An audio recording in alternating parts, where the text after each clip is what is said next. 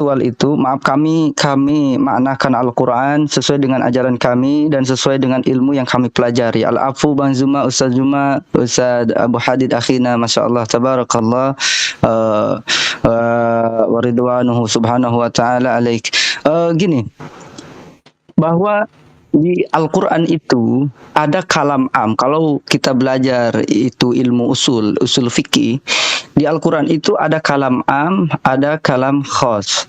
Kalam am itu umum sifatnya. Seperti contoh, wal asr, innal insana lafi khusr. Sesungguhnya manusia dalam keadaan kerugian. Timbul kata insan itu di situ manusia, seluruhnya, semua manusia.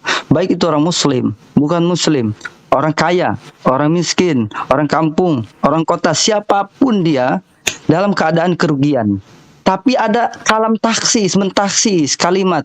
Di antara taksis itu terbagi dua. Ada taksis muttasil, ada taksis munfasil. Kalau taksis muttasil, satu ayat di situ bersambung, menempel pada lafadznya. Kalau taksis munfasil, berbeda ayat. Bisa dengan Al-Quran seperti ayat yang dijelaskan oleh Bang Zuma tadi. Redaksinya berbeda ayat, tapi di situ ada taksisnya. Yakni betul kami harus berdebat dengan kalimat-kalimat yang ahsan, dengan kalimat-kalimat yang bagus, dengan kalimat-kalimat yang tampak menyinggung bagi golongan ahli kitab. Tapi bagi orang yang zalim, baik zalim kepada agama kami, menghinakan agama kami, menghinakan ajaran kami, menghinakan Allah, menghinakan Nabi Muhammad SAW, kami harus keras kepada mereka. Justru kami harus menentang kepada mereka. Lakum dinukum waliyadin. Kami harus, untuk kami agama kami, itu untuk mereka agama mereka. Artinya apa? Kami tetap mempertahankan, memperjuangkan ajaran kami. Sebagaimana itu taksis tadi itu penghususan, pengecualian lah istilahnya kalau bahasa gitu, pengecualian. Jadi tipe dakwah di dalam ajaran Islam, tipe dakwah mereka itu terbagi dua. Karena dua-duanya ada dalil. Kita tidak boleh menghilangkan. Tidak boleh dengan lemah lembut saja. Tidak boleh dengan kasar saja. Tidak. Ada saatnya kita kasar. Ada saatnya kita lembut.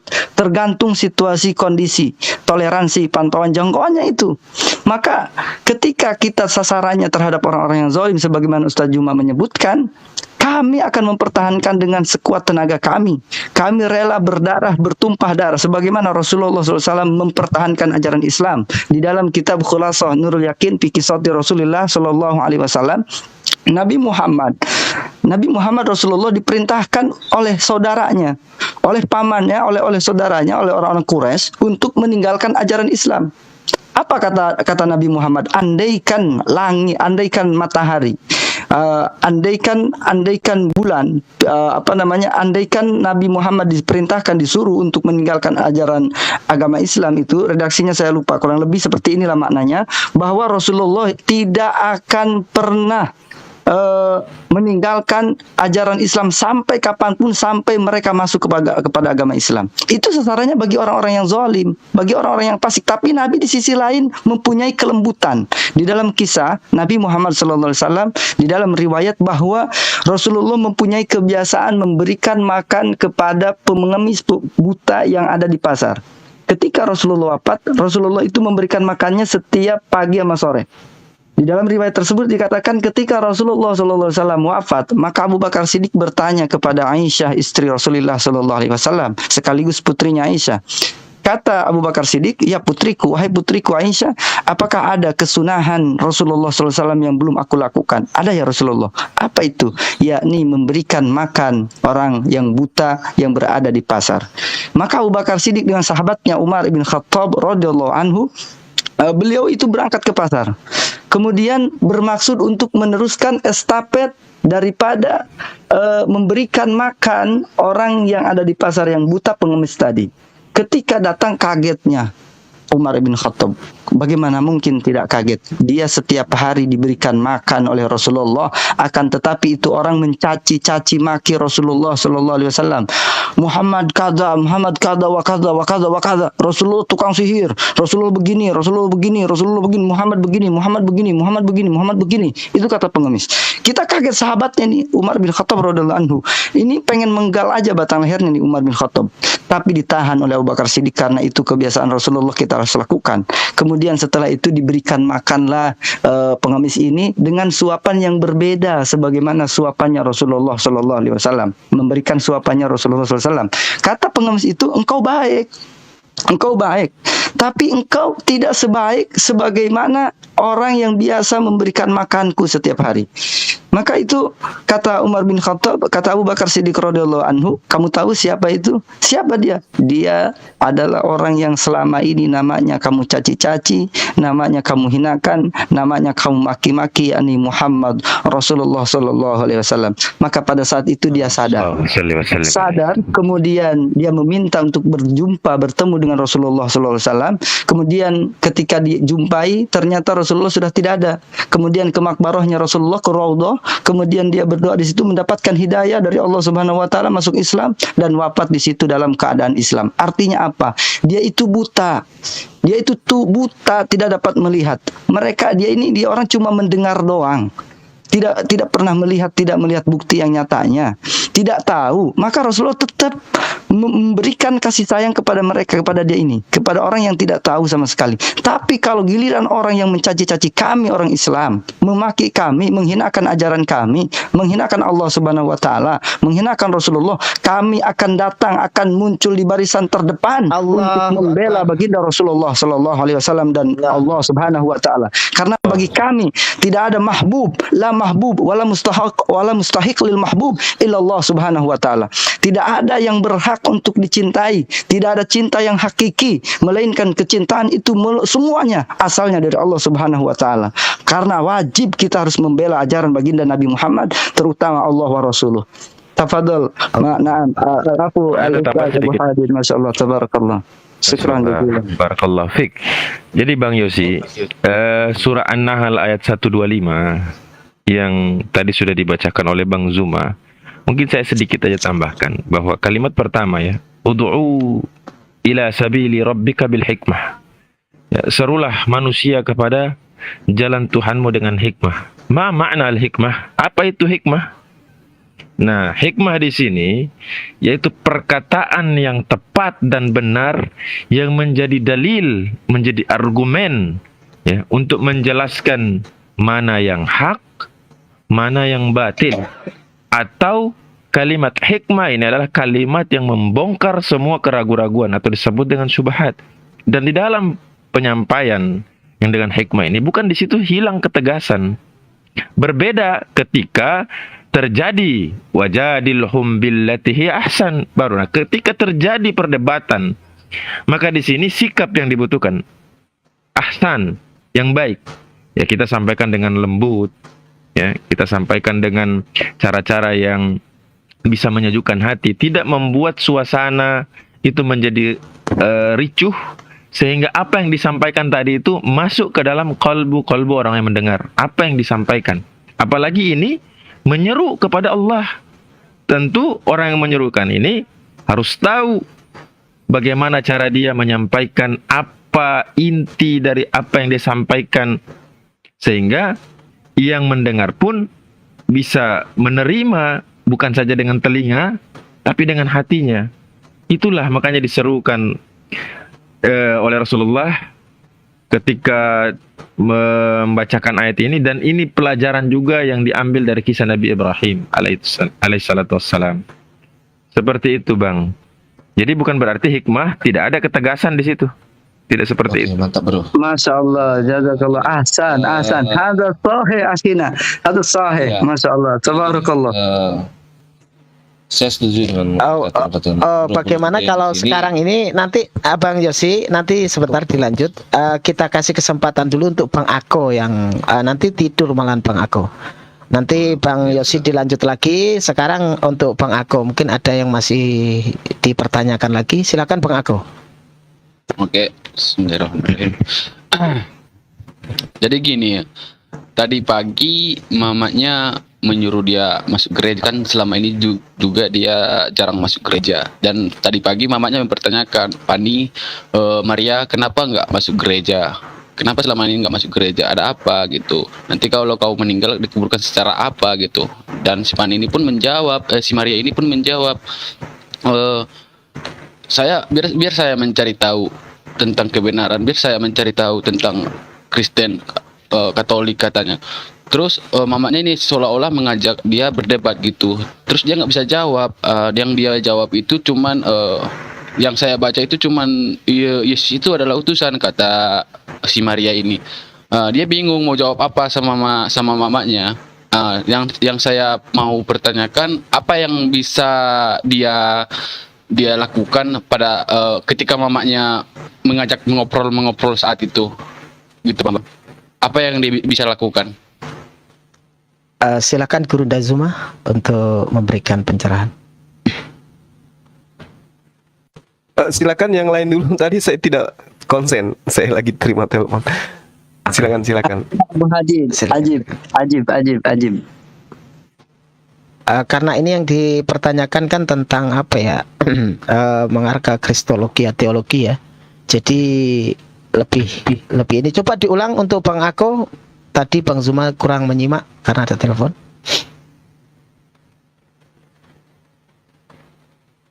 Mohon Bang Ako diulang lagi. Tadi pagi mamanya meminta dia ke gereja, terus dia nggak mau karena kan dia nggak percaya lagi tentang keyakinannya gitu. Terus mamanya ini bilang, mana ayat-ayatnya, tunjukkan kepada saya, mana Yesus itu bantuan, mana kata mamanya. Terus dia nggak bisa menjawab. Kalau apa, tunjukkanlah ayatnya, tunjukkanlah, jangan kau ngomong-ngomong kayak gitu, Yesus itu Tuhan kita, kata mamanya. Dia nggak bisa membantah apakah itu berdosa ketika dia melawan seperti itu apa enggak, dan apa yang bisa dia lakukan pada saat itu, karena mamanya juga sering menanyakan itu, sering mengolok-olokkan Islam juga gitu. Jadi dia merasa bingung mau jawab apa gitu, abang-abang. Silakan Bang Zuma. Afwan Bang Zuma Kanda, saya pamit dulu. Saya mau zuhur di sini, insyaallah nanti kita gabung lagi. Oke. Assalamualaikum warahmatullahi wabarakatuh. Waalaikumsalam warahmatullahi wabarakatuh. Oke bro. Oh, ini Pak ada Ukti dari mantap. Iya, jadi terima kasih ya atas kesempatan yang diberikan terkait dengan kondisi yang dialami oleh saudara kita. Jadi saya selalu berpesan gini, terlepas dari kondisi keadaan ini ya, kepada teman-teman muslim, jangan pernah berdialog, berdebat dengan teman-teman kita non-muslim ketika antum belum bisa membedakan antara hak dan batil. Itu dulu. Minimal antum bisa baca Quran. Jangan pernah berdebat. Karena akan melahirkan satu, hati kita akan menjadi keras. Kenapa? Karena kita tidak memiliki obat untuk kemudian mencairkan kondisi debat yang kita lakukan. Itu yang pertama. Kedua, terkait dengan yang terjadi terhadap seorang saudara kita, kalau nggak salah namanya Maria, kalau nggak salah ya. Kemudian ditanyai, lalu balik bertanya kepada orang tuanya. Sebenarnya apakah itu dosa atau tidak? Di dalam kaidah Islam itu tidak ada dosa. Ketika yang diajarkan itu jelas. Apabila mereka mengajak engkau untuk kembali kepada kekufuran, kafiran, maka sampaikan dengan cara yang baik, tolak dengan cara-cara yang baik. Nah, ini yang disebut dalam Al-Quran itu. Kecuali dia sudah sampai kepada poin zalim, memaki, mencaci, menghujat, menista. Tetapi kalau kita tidak punya ilmu, adalah lebih baik kita diam dan belajar. Jangan lakukan bantah-bantahan, tetapi kita tidak memahami ilmunya. Nah, sekarang sebagai apologet, ketika kemudian kita sebagai muslim itu ditanya oleh teman-teman kita atau orang-orang di luar kita, bahwasanya kenapa di Islam itu seperti ini dan seperti itu, kenapa di agamamu seperti ini dan seperti itu. Ya, kaidahnya jelas di dalam Al-Quran itu, bahwasanya Rasulullah Muhammad SAW itu diperintahkan memang oleh Allah, diutus oleh Allah kepada seluruh umat manusia sebagai pembimbing. Apa yang menjadi bimbingan Rasulullah? Roh. Apa itu roh? Al-Quran. Di mana diterangkan, wa katsalika auhayna ilaika ruhan min amrina. Jadi Allah mewahyukan ruh kepada baginda Rasulullah Muhammad SAW dengan perintah. Apa tujuannya? wa innaka latahdi ila siratim mustaqim. Supaya kemudian Allah melalui Rasulullah ini sungguh benar-benar membimbing manusia kepada jalan yang lurus. Sehingga ketika ditanyai tentang Islam, dibicarakan tentang Islam, maka kaidahnya harus kembali kepada Quran. Nah, saudara kita belum tahu Quran, harusnya mengatakan sabar, tunggu sampai saya bisa menyampaikan apa yang ada dalam perintah Al-Quranul Karim terhadap kebenaran yang kami punya. Karena Al-Quran itu adalah roh. Al-Quran itu adalah wahyu. Roh yang datang kepada baginda Rasulullah Muhammad SAW. Nah, kemudian kalau dikatakan bahwasanya Yesus itu Tuhan, Yesus itu adalah Theos yang datang dalam rupa manusia, itu terbantahkan di dalam kitabnya mereka sendiri. 1 Yohanes 3 nomor 2 yang beberapa saat ini sering saya angkat. Saudara-saudaraku yang kekasih, sekarang kita adalah anak-anak Theos, tetapi belum nyata apa keadaan kita nanti. Jadi kalau ada teman Kristen mengatakan, oh kita ini Kristen sudah dijamin masuk surga, itu tidak berdasarkan dalil ini. 1 Yohanes 3 nomor 2. Sekarang kita adalah anak-anak Theos, tetapi belum nyata apa keadaan kita nanti. Akan tetapi kita tahu bahwa apabila Kristus menyatakan dirinya, kita akan menjadi sama seperti Kristus. Kita akan sama seperti Yesus. Sebab kita akan melihat Yesus dalam keadaannya yang sebenarnya. Data ini, dalil ini, di dalam 1 Yohanes 3 nomor 2, keadaan Yesus yang sebenarnya itu apa? Kalau dia Tuhan, maka kita akan sama seperti dia. Kita juga Tuhan. Tapi kalau dia manusia, maka kita akan sama seperti dia. Dia manusia, kita juga manusia. Nah, Yesus dalam keadaan yang sebenarnya itu seperti apa? Diterangkan di dalam kitabnya saudara-saudara kita Kristen. Ibrani 3 nomor 8, Ibrani 13 nomor 8. Yesus Kristus tetap sama, baik kemarin, hari ini, maupun sampai selama-lamanya. Jadi kalau Yesus itu tidak dapat berbuat apa-apa dari dirinya sendiri, dia datang bukan atas kehendaknya sendiri, dia tidak dapat berkata sesuai dengan apa yang ada dalam dirinya, maka seperti itulah keadaan yang ada pada Yesus untuk selama-lamanya. Karena ini dalil, kecuali teman Kristen ingin membantah dalil itu. Ibrani 13 nomor 8. Jadi keadaan Yesus yang sebenarnya itu sama seperti makhluk-makhluk surgawi. Di dalam 1 Korintus 15 nomor 48 dikatakan bahwa makhluk-makhluk surgawi sama dengan Yesus yang juga berasal dari surga. Jadi keadaan Yesus yang sebenarnya itu adalah makhluk, bukan Tuhan. Maka benar apa yang tindakan yang diambil oleh saudara kita Maria. Bagaimana mungkin saya ke tempat ibadah, tempat penyembahan, di mana yang saya sembah di situ adalah makhluk? Karena Yesus itu sama seperti makhluk-makhluk surgawi. Dan itu adalah keadaan Yesus yang sebenarnya. 1 Korintus 15 nomor 48. Itu kalau kita sudah memahami ilmu apologet. Demikian saudara kami yang dicintai oleh Allah.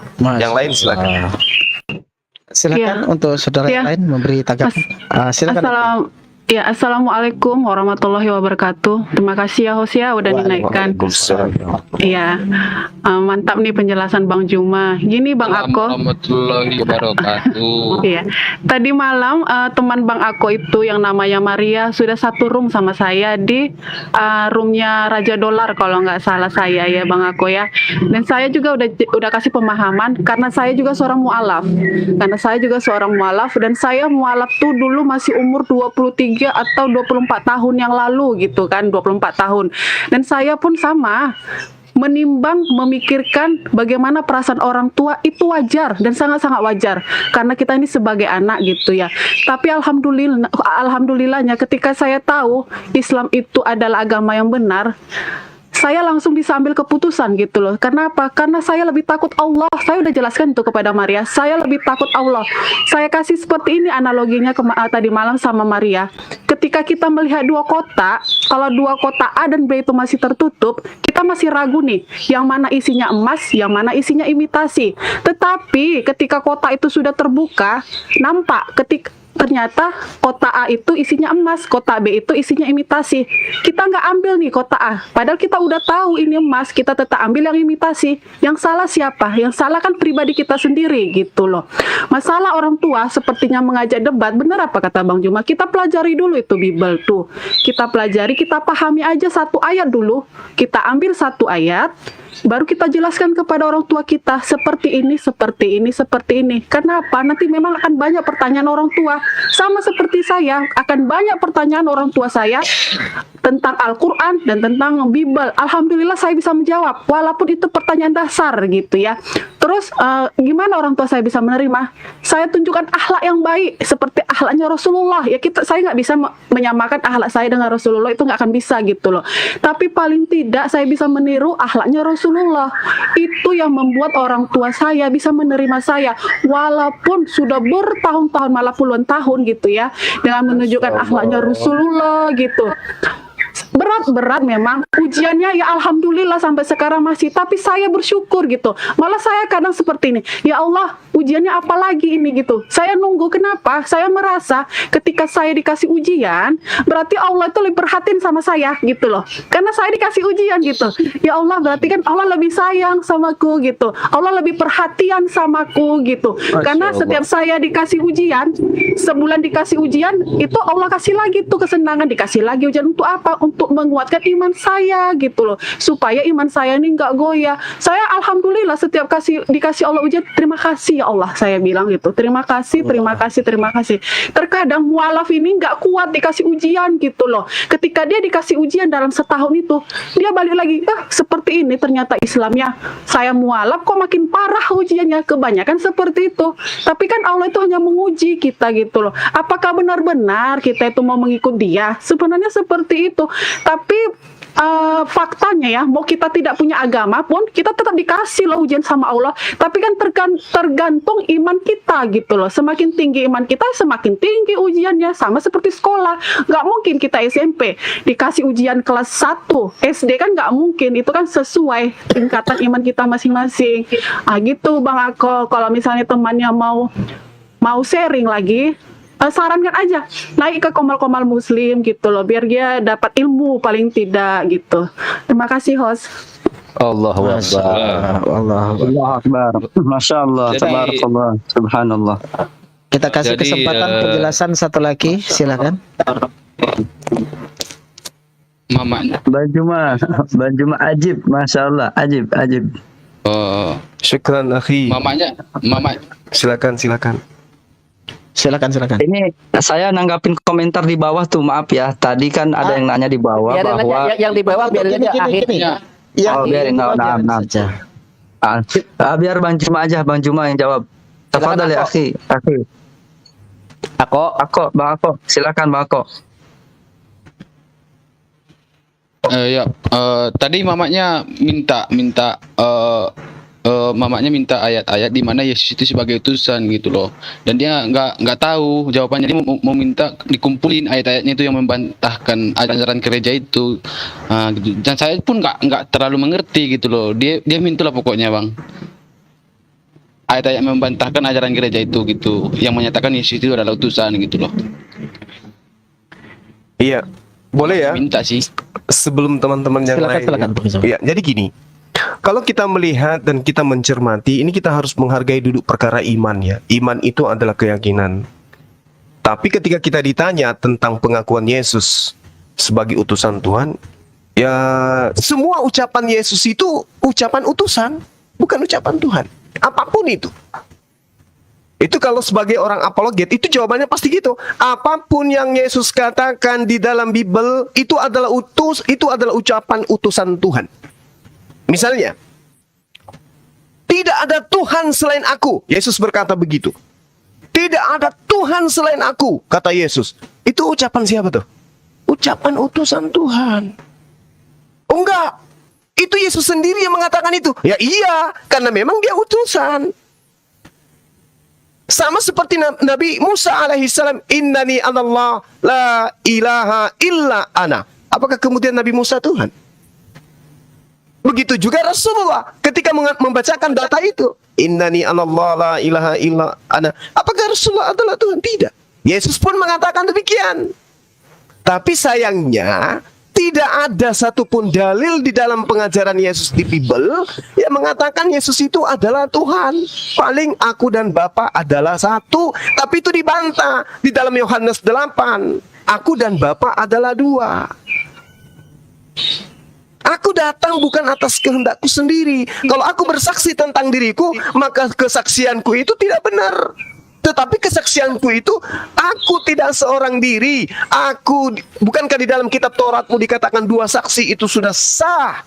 Dan akulah yang bersaksi tentang diriku, dan juga Bapa bersaksi tentang diriku. Berarti ada berapa saksi? 2. Aku dan Bapa adalah 2 saksi. Nah, kemudian kita masuk. Kalau teman-teman Kristen, sekali lagi saya katakan, ini konsep iman, kita hargai. Iman seseorang kita nggak boleh ganggu gugat. Tapi ketika kita berbicara data, maka kita dudukkan perkara itu. Kebetulan ibu dari saudara kita itu minta data, kita kasih. Kesaksian pendeta, kesaksian pastor, kesaksian romo, kesaksian jemaat, apalagi dan seterusnya. Kesaksiannya Yesus Tuhan.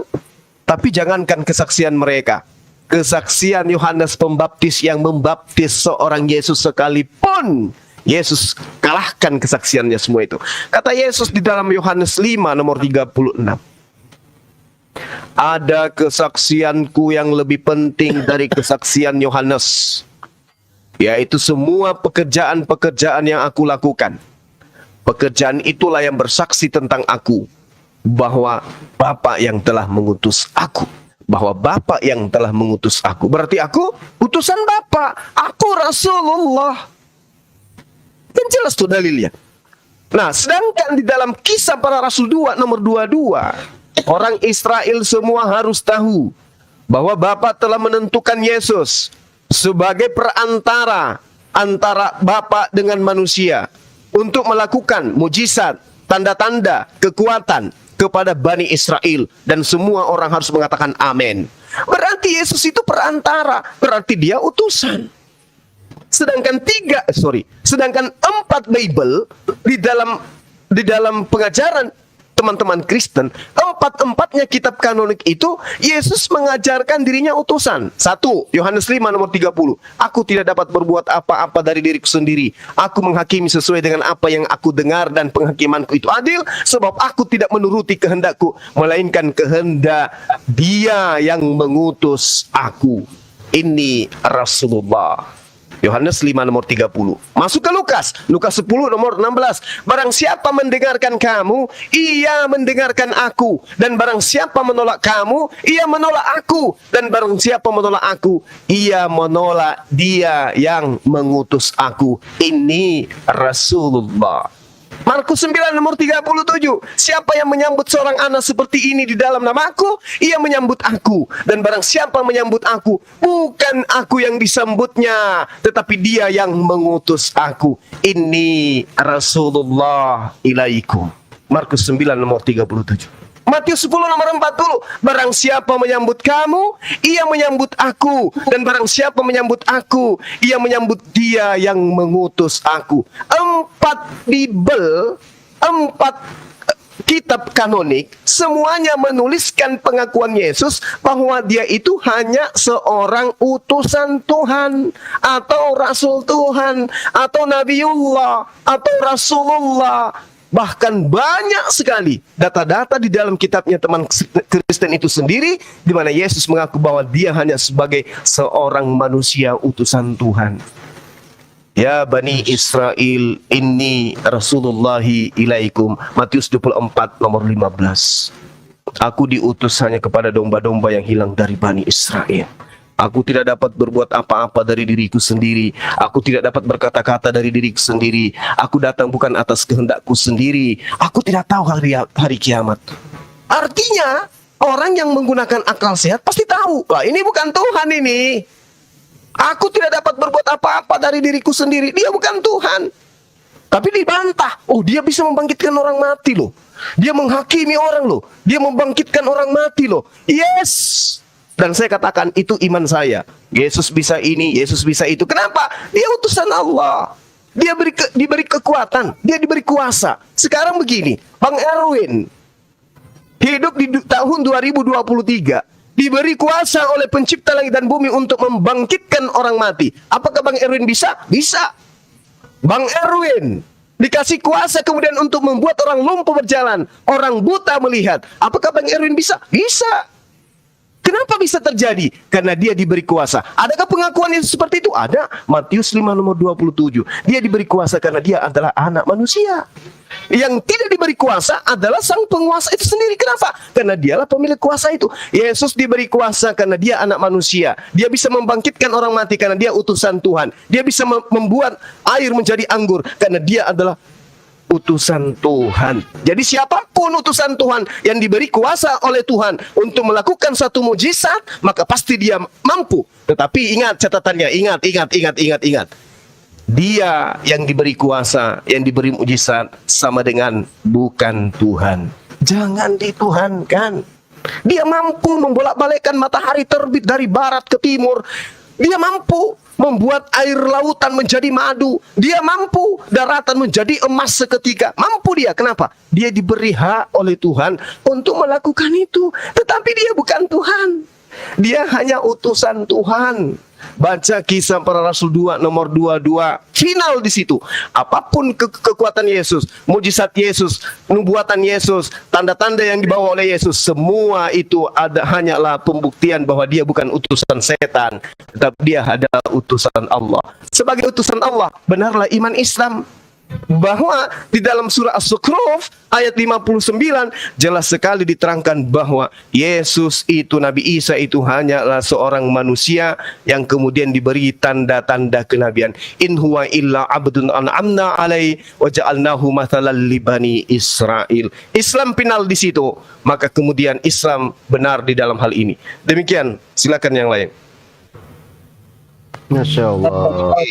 Luar biasa. Jadi- Tamam. Akhirnya Ustaz Juma. Boleh. Lam nasma' kalamat fi kitabil kitab li'anna lam Ya. tadrus kitabah.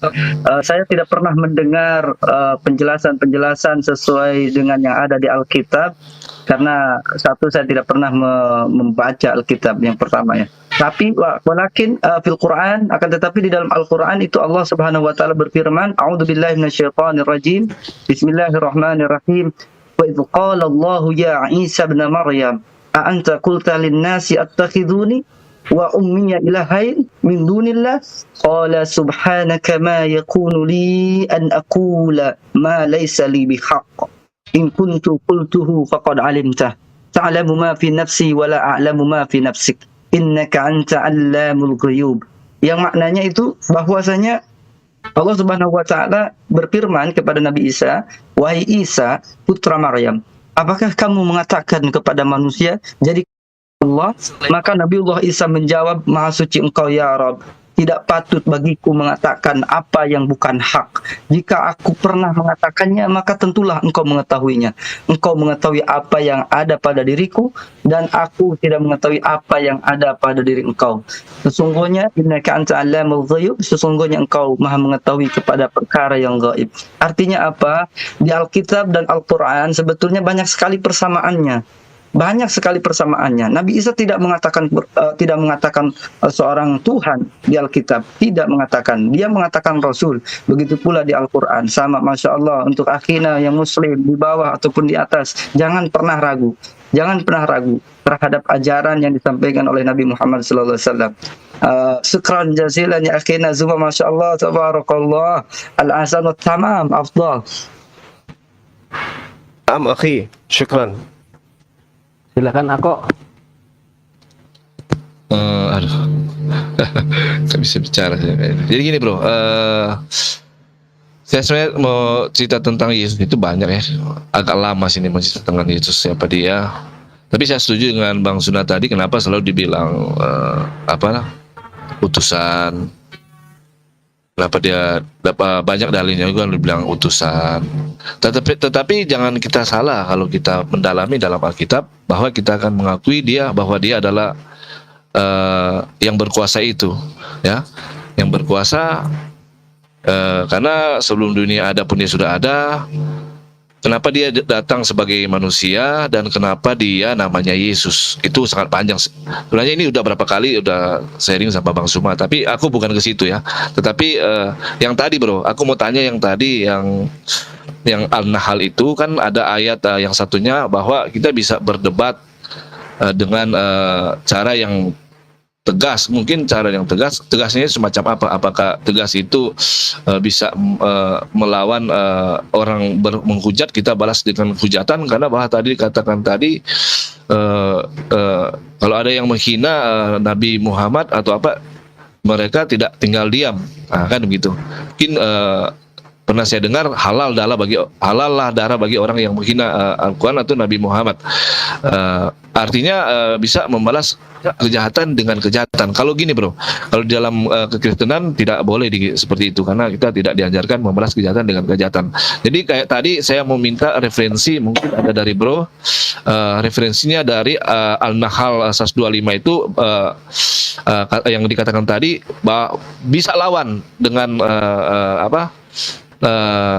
dalilnya. Kalau ada boleh saya minta referensinya, dalilnya di mana itu bro, bisa lawan berdebat dengan mungkin kata-kata yang apa namanya tadi, tegas, atau bisa juga dengan membalas dengan gimana ya tadi, seperti bro tadi katakan tadi, membalas dia mungkin menghujat, kita juga bisa balas menghujat. Yang saya tangkap sih seperti itu bro. Naam. Bang Zuma, tafadhol. Anta bi'alam ini. Baik. Jadi gini, Oke. saudara saya ya, Bang Yosi ya. Jadi tadi di awal kita melihat di dalam Al-Qur'anul Karim An-Nahl ayat 125. Ud'u ila sabili rabbika bil hikmah wal mau'izalil hasanah. Serulah manusia ke dalam jalan, kepada jalan Tuhanmu dengan hikmah dan pengajaran yang baik. Berdebatlah mereka dengan cara-cara yang baik. Itu perintah, wajib. Nggak boleh ditawar-tawar. Kemudian, tidak hanya sampai di situ. Wala tujadilu ahlal kitabi illa billati hiya ahsan. Jangan kau berdebat dengan ahli kitab. Ini juga perintah, wajib. Melainkan dengan cara yang baik. Illa billati hiya ahsan. Illa alladziina zalamu. Ini dalam surah Al-Ankabut ayat 46. Kecuali dengan orang-orang yang zalim di antara mereka. Jadi di kalangan ahli kitab ini ada orang-orang yang zalim. Bisa jadi dia adalah ahli kitab, bisa juga dia adalah penumpang gelap yang ngaku-ngaku sebagai ahli kitab, tapi pada kondisinya dia adalah orang yang zalim. Apa orang zalim itu? Ketika datang kepadanya kebenaran, Isa, Yesus adalah nabi, baik Al-Quran maupun kitabnya, mereka tetap aja menzalimi diri mereka, menetapkan diri mereka menyembah kepada Yesus, lalu kemudian balik menyerang kepada Islam.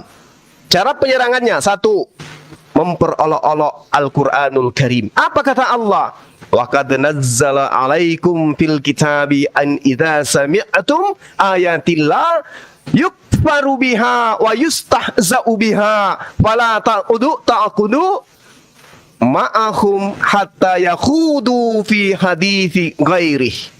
Allah telah menurunkan ketentuan bagimu di dalam Al-Quran bahwa apabila kamu mendengarkan ayat-ayat Al-Quran diingkari dan diperolok-olokkan oleh orang-orang kufur, kata Allah, janganlah kamu duduk bersama mereka sebelum mereka memasuki pembicaraan yang lain. Ini perintah, wajib. Jangan. Ini perintah. Innakum izam misluhum innallaha jami'ul munafiqina wal kafirin fi jahannam jami'a. Mereka, golongan ini akan masuk ke dalam neraka semua, kafir dan juga orang munafik. Jadi perintahnya jelas. Ketika kemudian ada yang ngolok-olok, tinggalkan. Jadi kalau dipahami, oh ada yang menghina Al-Quran, kita perangi. Bukan begitu. Tinggalkan. Misalnya seperti, mohon maaf, saya nyebut nama, Kiamat, Edis, Herdi, terus siapa lagi? Saipudin Ibrahim, siapa lagi? Kosmos, ya. Ketika mereka mengolok-olok Al-Quran, diperingati, diajarin, ditegasin, jangan lakukan itu merusak persaudaraan sebangsa dan setanah air, bro. Jangan kau lakukan itu. berhenti kau mengatakan itu, kamu nggak ada ilmu tentang itu, stop. Tapi ketika mereka tidak mau berhenti, malah semakin jauh menghinakan Al-Quran, dalam hal ini Allah, Nabi, dan Islam, maka perintah Allah tinggalkan. Jangan kau duduk dengan mereka sebelum mereka memasuki pembicaraan lain. Kalau dia sudah membicarakan masalah politik, bicara mengenai ekonomi, baru boleh. Tapi kalau masih saja mengolok-olok Al-Quran, perintah Allah, tinggalkan, jauhi mereka. Al-Quran menjelaskan seperti itu. Wa iza ra'aital ladina yakhuduna fi ayatina fa'arid anhum hatta yakhudu fi hadithi gairi wa imma dikatakan wa imma yunsiyannaka syaitan fala taqud ba'dal dzikra ma'al qaumiz zalimin. Mudah-mudahan saya tidak keliru membacakan ayat. Apabila engkau melihat orang-orang memperolok-olokkan ayat-ayat Al-Quran, ayat-ayat kami, maka tinggalkanlah mereka hingga mereka beralih kepada pembicaraan yang lain. Ini perintah, ini kaidah dalam Islam. Jangan ketika ada orang yang kemudian membaca Al-Quran lalu menyalah-nyalahkan, lantas diperangi. Itu nggak ada perintahnya. Yang diperangi itu yang memerangi. Yang diperangi itu yang memerangi, yang mengusir kita, yang mengajak kita, mengancam kita untuk meninggalkan Islam, yang memegang kepala lantas ingin memenggal leher, itu yang diperangi. Tapi kalau hanya memperolok-olokkan ayat Al-Quran, maka tinggalkan dia. Kalau memperolok-olok kemudian beliau minta maaf, maka maafkanlah mereka. Itu kaidah dalam ajaran agama Islam. Kaidahnya seperti itu. Tapi kalau dia memerangi secara fisik, mengusir kita, kita harus balas memerangi. Itu kaidah dalam ajaran agama Islam. Makanya atiullah wa atiur rasul wa ulil amri minkum. Apa yang diperintahkan oleh ulil amri ketika ada kejadian seperti itu? Dengarkan. Instruksinya apa? Laporkan. Laporkan. Instruksinya apa? Maafkan. Maafkan. Dan tidak akan mungkin ada pemimpin dalam Islam itu yang akan menyeru perangi. Itu tidak ada. Belum ada itu sampai hari ini. Belum ada. Kecuali umat Islam diperangi dalam hal diusir, ya, kemudian dipaksa untuk meninggalkan Islam secara terang-terangan, kemudian dirampas hartanya secara terang-terangan, baru Islam bisa mengatakan seruan Allahu Akbar, takbir, perang jihad itu dimulai. Tapi selama hanya menjelaskan sesuatu, maka tugas alim ulama mengingatkan mereka, tugas para apologet memperingati mereka agar berhenti dari itu. Kalau dia tidak berhenti, tinggalkan. Kenapa? Masih banyak saudara-saudara kita non-muslim yang cinta dengan saudaranya muslim, yang sayang dengan saudaranya muslim, yang rindu dengan persatuan dan kesatuan anak bangsa, tanpa kita harus meninggalkan mereka lalu mengutamakan yang satu orang. Tinggalkan yang satu orang, rangkul yang banyak orang. Di antara mereka adalah saudara-saudara kita. Itu yang dikatakan dalam kaidah Islam. Jadi bukan, ayo kita cari siapa yang mengolok-olok Al-Quran, serang. Oh enggak, Islam itu tidak begitu.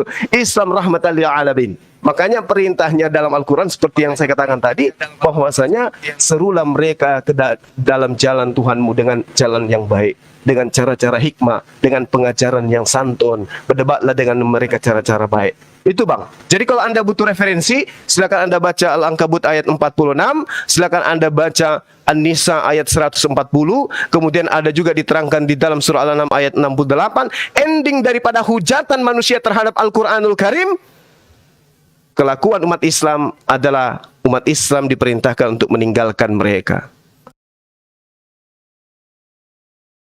Ngolok-ngolok Al-Quran, tinggalkan. Setelah kita ingatkan, setelah kita nasihati, tinggalkan.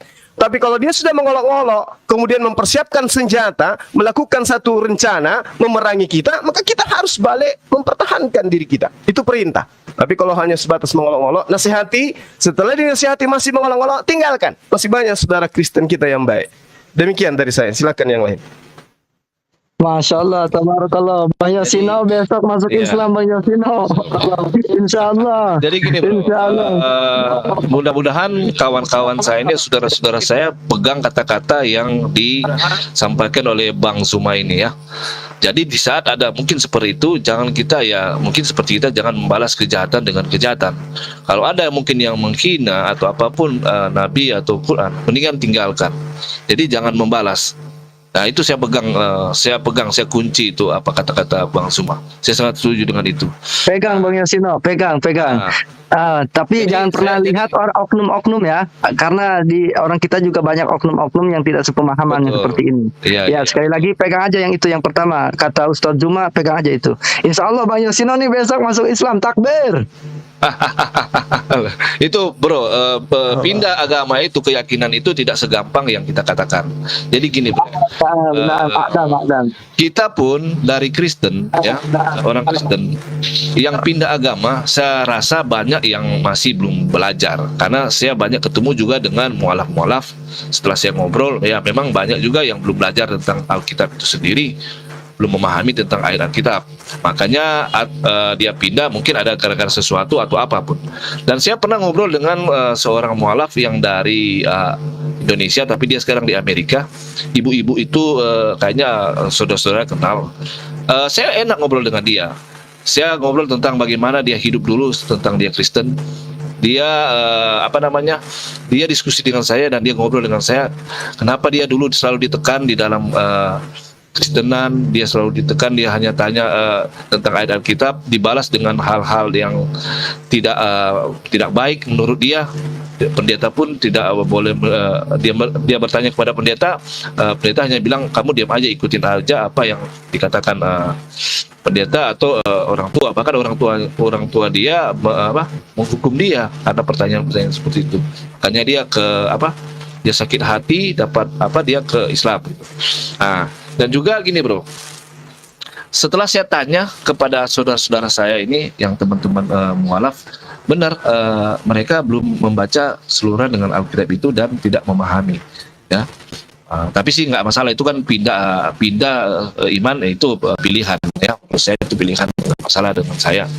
Tetapi menurut saya seperti tadi mungkin Derma katakan bahwa, atau saudara-saudara sini katakan bahwa kita pelajari dulu apa yang kita imani ini dengan sungguh-sungguh. Nah, kita pelajari, kalau kita memang udah dapat dengan baik di sini, mungkin kita bisa cari referensi yang lain. Mungkin kita penasaran dengan kenapa agama Islam begini. Agama Islam orangnya baik-baik seperti ini, saudara-saudara kita ini tidak ada saya dapat menghujat atau apapun itu.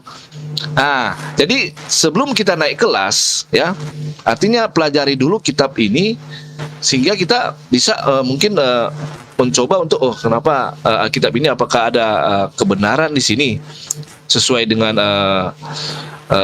kelakuan mereka, kan begitu. Jadi saya juga gini bro, saya juga dapat tantangan seperti ini. Saya pelajari, sekarang saya sementara pelajari bagaimana dan Al-Quran ya, Al-Quran saya sementara baca, apakah ada hal-hal yang menurut saya baik di sini saya bisa ambil, dan saya bisa ambil hikmatnya, bukan keburukannya ya. Saya begitu, saya ini ada yang baik saya ambil, ini ada agak seperti sama saya ambil. Saya tidak mau menyerang atau saya ambil ayat-ayat untuk saya menyerang saudara-saudara saya ini. Enggak, saya akan bertanya jika saya kurang paham, saya akan bertanya kenapa ayat ini seperti ini.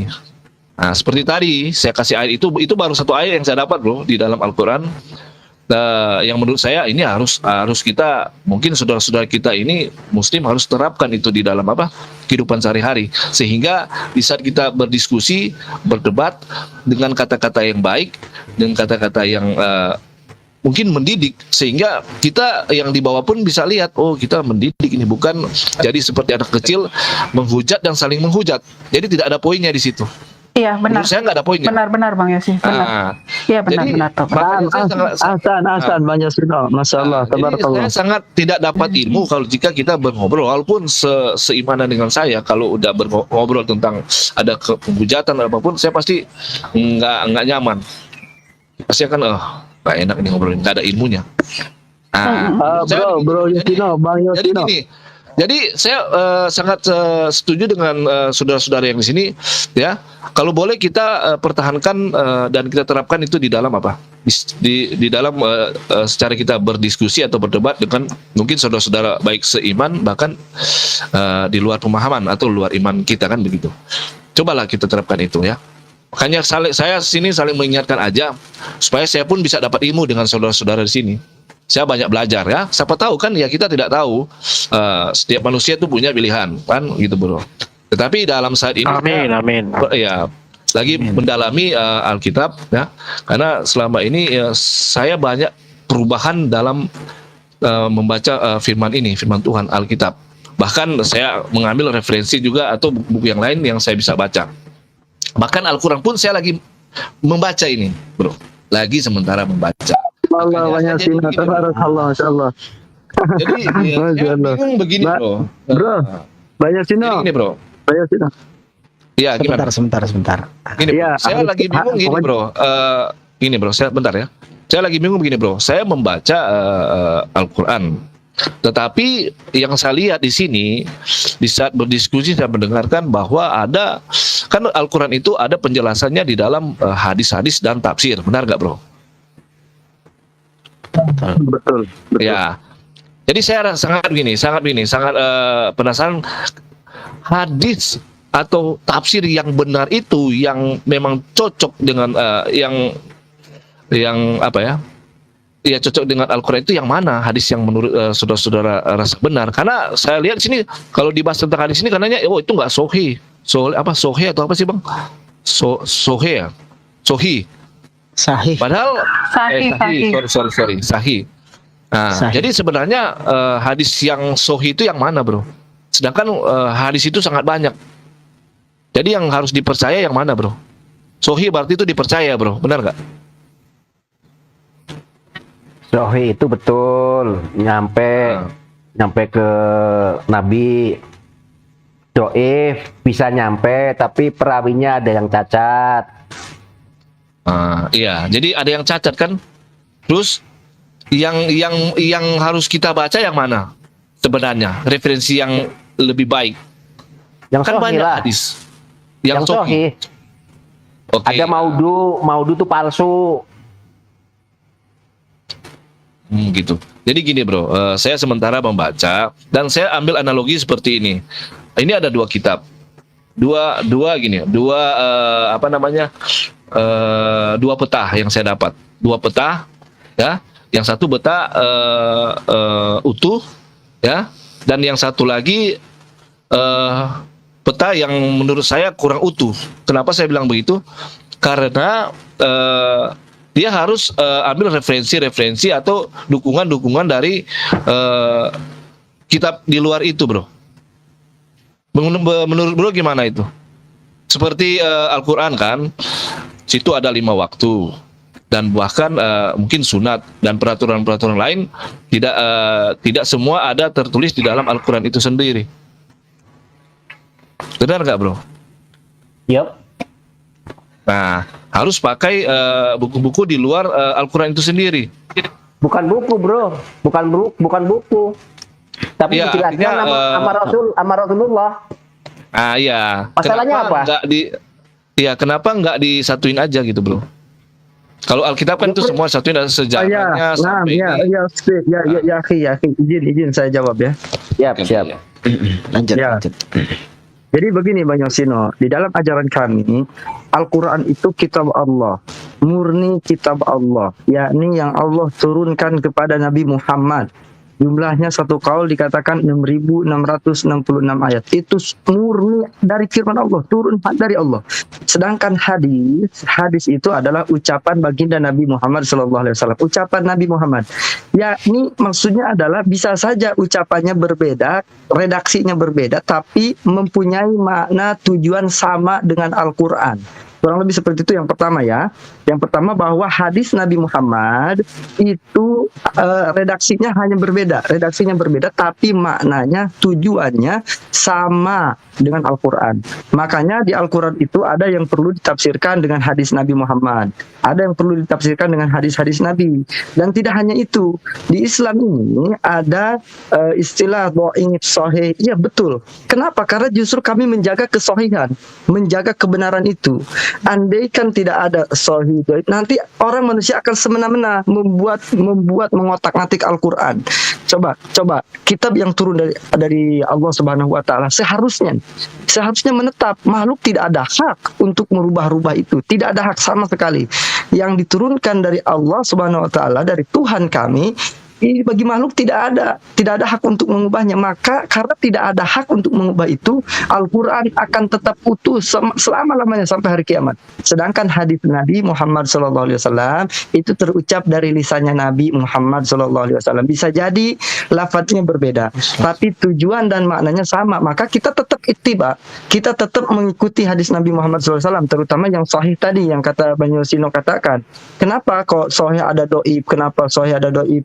Kenapa nggak disatukan saja? Tidak ada hak. Kenapa mesti disatukan? Justru kalam Allah murni mau disatukan dengan kalam manusia? Itu tidak. Kalam manusia tetap kalam manusia, kalam Allah, firman Allah yang disucikan. Yang disucikan tidak boleh bercampur-campur dengan kalam manusia. Kami menjaga itu, Islam menjaga itu semua. Kemudian ada butuh penafsiran, ulama-ulama tafsir ya, mentafsirkan Al-Quran. Mereka sama mentafsirkan Al-Quran karena di dalam Al-Quran bagi kalangan orang awam. Kapan-kapan Bang Yosino ngobrol sama orang Arab. Kebetulan saya jurusan sekolah, saya jurusannya Lughah, bahasa Arab. Kemudian saya banyak juga teman-teman di Arab, teman-teman di Mesir, di Palestina, kemudian teman-teman yang ada di Yaman. Nah, mereka itu semua tidak akan paham makna hakiki yang ada di dalam Al-Quran tanpa mempelajari Al-Quran, tanpa belajar juga. Sebab bahasa mereka bahasanya doang sama, lafaz-lafaznya, huruf-hurufnya sama. Tapi kalam yang ada di dalam Al-Quran, mereka semua saya ngobrol mengakui bahwa ini Al-Quran ini bukan kalam kami orang Arab, bukan kalam bahasa kami yang kami gunakan di dalam bahasa sehari-hari kami bahasa Arab. Al-Quran itu jelas itu bukan kalam manusia, tapi itu kalam Allah Subhanahu wa taala. Dan kami berpegang teguh untuk menjaga kesucian Al-Quran, dan insya Allah sampai hari kiamat pun, sampai kapanpun Al-Quran tidak akan berubah. Mau orang Sunda, mau orang Jawa, mau orang Betawi, mau orang Indonesia, mau bukan orang Indonesia, mau orang luar negeri, mau orang Mesir, orang manapun Al-Qurannya tetap sama. Kami tidak akan merubah sama sekali Al-Quran. Hanya saja kalau untuk penafsiran-penafsiran itu mempunyai makna dan tujuan sama, hanya lafaz-lafaz yang berbeda. Seperti itu Bang Yosino ya. Oke. Jadi gini bro, saya rasa saya pernah baca begini bro. Gini Bang Yosi sebentar. Bang Yosi sebentar. Bang Yosi, difokuskan satu pertanyaan, fokus satu, nanti dijelaskan oleh Gurunda Zuma dan saudara kita di sini. Nanti setelah itu ambil titik satu lagi poin supaya apa ya, nggak TikTok bergantian berbicara, sehingga fokus gitu penjelasannya. Biar Gurunda Zuma menjelaskan tambahannya, silakan Gurunda Zuma. Udah jelas kok tadi yang dikatakan bro tadi, saya udah ngerti. Sudah. Jadi gini bro. Di dalam yang saya pernah baca gini loh, katanya seperti ini. Tuhan itu memudahkan manusia untuk mengenali ya. Benar nggak seperti itu bro? Ada tertulis. Jadi dia memudahkan. Tetapi sekarang ini banyak orang yang saya rasa nggak mudah bro. Karena saya juga nih, saya juga merasa nggak mudah. Kenapa kita belajar agama itu harus sedangkan Tuhan itu memudahkan ya. Tuhan itu Maha Kuasa, Dia menciptakan berbagai-bagai manusia, bahasa, suku dan lain-lain, berbeda-beda. Kalau Tuhan memudahkan, berarti kita membaca Al-Quran atau kitab teks Indonesia itu Tuhan sudah mudahkan. Tetapi banyak yang bilang, oh kamu tidak boleh seperti itu, harus baca Arabnya supaya lebih sohi lagi. Kalau bahasa Indonesia itu terjemahan aja, belum begitu sempurna. Menurut bro kayak gimana itu? Dengan Tuhan memudahkan. Ustaz Zuma, ajib Ustaz Zuma, tafadhol. Gurunda Zuma kayaknya masih lagi zuhur. Silakan saudara yang lain untuk memberikan ini. Mungkin ada Bang Nelvos mau memberikan pencerahan untuk Bang Yosi. Silakan Bang Nelvos. Tafadhol, masyaallah, tafadhol. Ya, izin Tuan Guru ya. Jadi begini sebenarnya. Yang disinggung oleh Bang Yosino tentu itu merujuk kepada apa yang telah Allah firmankan mungkin di dalam surah Zukhruf atau surah Yusuf, bahwa sungguhnya kami menurunkan Al-Quran ini dengan menggunakan bahasa Arab supaya kalian mudah memahaminya. Kan begitu. Lantas timbul pertanyaan. Tadi Bang Yosino mengatakan bahwa ternyata kalau kita membaca Al-Quran, hanya membaca terjemahannya saja itu tidak cukup. harus membaca atau mungkin harus merujuk kepada kaidah-kaidah ilmu Arabik atau lughatul Arabiyah. Kan begitu ya? Kaidah-kaidah ilmu bahasa Arab dalam hukum lingual. Itu adalah fakta yang tidak bisa terbantahkan lagi. Memang benar Allah turunkan Al-Quran ini dengan menggunakan bahasa Arab agar kalian mudah memahaminya. Apa maksudnya? Ini kita bicara fakta. Faktanya adalah kalau kita sekarang ya melihat ya jujur, dan memang pada saat kita bicara soal fakta yang terjadi, jumlah kosakata bahasa Arab itu sebanyak 12,3 juta kosakata. Artinya apa? Artinya bahasa Arab mengakomodir segala sesuatu yang diistilahkan.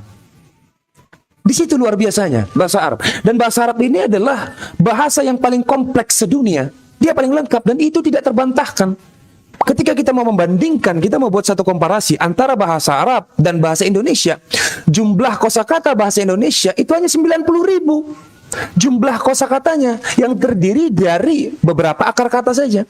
Tetapi kalau bahasa Arab jumlah kosakatanya 12,3 juta, itu selisihnya jauh banget. Yang terdiri dari ratusan ribu akar kata. Maka Allah turunkan Al-Quran ini dengan bahasa Arab supaya kalian mudah memahaminya.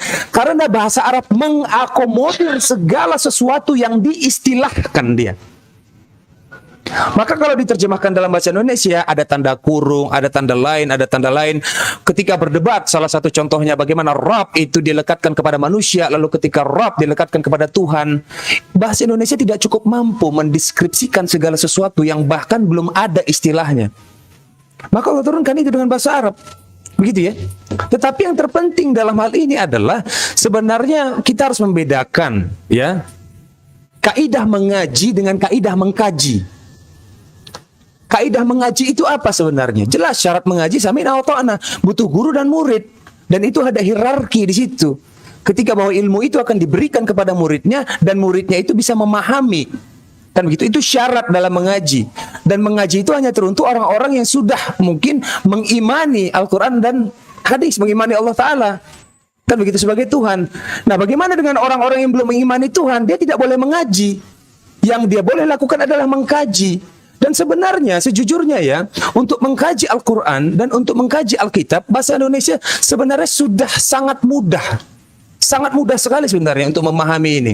Untuk memahami Al-Quran dan Alkitab, ya cukup dengan menggunakan bahasa Indonesia. Saya kira sudah mudah. Sangat mudah sekali. Untuk apa? Untuk hal-hal yang fundamental. Apa itu hal-hal yang fundamental? Ketika kita bicara soal apakah Tuhan itu memang betul-betul ada atau tidak. Ya, lalu kemudian siapakah itu baginda Nabi Muhammad SAW? Siapakah itu utusan? Siapakah itu Yesus? Siapakah itu murid-murid Yesus? Siapakah itu jemaat? Siapakah kita ini? Kan begitu ya. Sederhana sekali sebenarnya hal ini. Namun kemudian kenapa seolah-olah Al-Quran itu ketika dibaca kita kesulitan? Hanya gara-gara adalah bahasa Arabik? Ya jelas kita akan kerumitan pada saat kita masuk kepada hal yang sifatnya lebih tepatnya mengaji. Nah, mengaji itu kompleks. Bahasa Arab itu, waduh, itu ada nahwu, ada sarf, ada balaghah, ada macam-macam lagi syarat-syarat di situ. Kan begitu. Tetapi untuk hal-hal yang sederhana, Allah sudah jelas. Misalnya contohnya di dalam surah Al-Baqarah 118. Dan orang-orang yang tidak mengetahui berkata, mengapa Allah tidak langsung berbicara dengan kami? Itu contoh sederhana ya.